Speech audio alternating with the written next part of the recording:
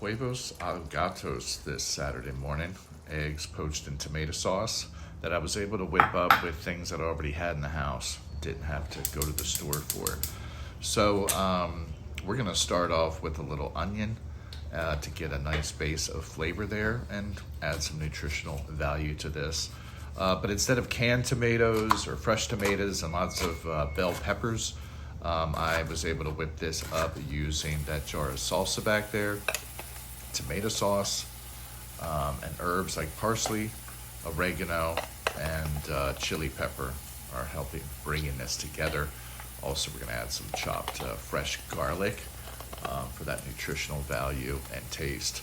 So this all came together pretty fast.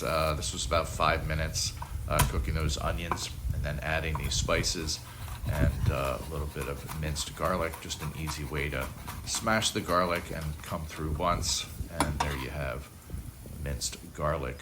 Again, I'm going to be using a jar of salsa that I had covered, and to get more liquid in there, a little bit of tomato sauce, can of that I had. That will kind of dilute some of the vinegar in the salsa, and I also had an open thing of chicken broth, and that's going to add about another 2 cups of liquid here so we can make this tomato stew. I'm going to cook that over medium heat for about 5-10 minutes. We just want it to thicken up a little, and I made it in this medium-sized pan so we could break 4 eggs into it. I try to space out when I'm putting the eggs in by a minute or so. That way I have some more, I have a well-done one and a medium and a runny yolk one.